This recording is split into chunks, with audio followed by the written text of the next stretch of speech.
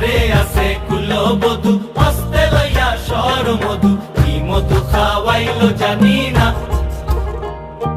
ঘরে আছে কুলবধূ হস্তে লইয়া সর মধু কি মধু খাওয়াইলো জানি না